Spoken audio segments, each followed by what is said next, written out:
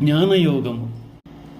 నిష్కామకర్మతో కూడుకున్న అధ్యాత్మ విద్యను మొదట సూర్యునికి ఉపదేశించానని భగవానుడు చెప్పినప్పుడు అర్జునుడు తన సందేహాన్ని ఇలా వ్యక్తం చేస్తున్నాడు.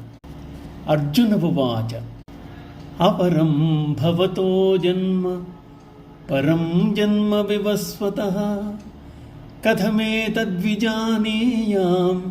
త్వమాదౌ ప్రోక్తవానితి. కృష్ణ, నీ జన్మ ద్వాపరమందు ఇటీవల కాలంలో జరిగింది. సూర్యుడు కల్పాత నుండి ఉన్నవాడు. అటువంటప్పుడు నీవు సూర్యునికి ఈ విద్య బోధించుట ఎట్లు సాధ్యపడింది? అది నేను విశ్వసించుట ఎట్లు? అర్జునుడు అంతకుముందు రాజసూయ యాగ సందర్భంలో భీష్ముని నుండి కృష్ణుడు సాక్షాత్ పరమాత్మ అన్న విషయాన్ని విని ఉన్నాడు. ఋషుల నుండి శ్రీకృష్ణుని ప్రభావం గురించి విన్నాడు. అంతేకాదు, అరణ్యవాస కాలమున శ్రీకృష్ణునితో ముచ్చటించే సందర్భంలో అతని మహత్వాన్ని గ్రహించాడు. అయినా అర్జునుడు భగవానుని ముఖత పరమాత్మతత్వమును, ఆయన అవ్యయ స్వరూపమును వినగోరి పై ప్రశ్నను సంధించాడు. ఈ విధముగా సామాన్య మానవుల సంశయం కూడా దూరమగునని తలచాడు.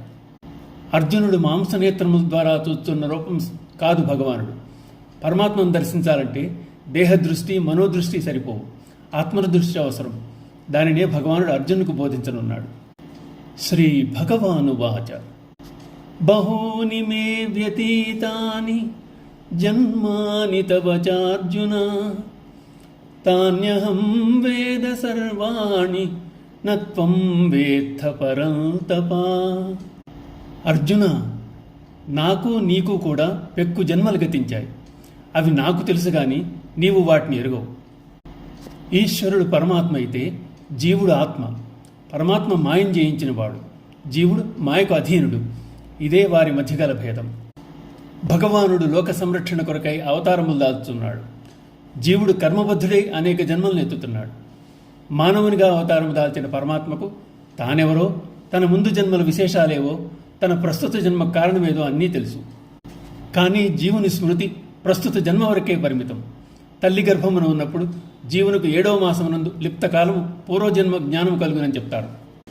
ఆ సమయంలో జీవుడు పూర్వజన్మల విశేషములను గాంచి భీతి చెంది ఈ జన్మలో జన్మరాహిత్యానికి ప్రయత్నిస్తానని అనుకుంటాడు.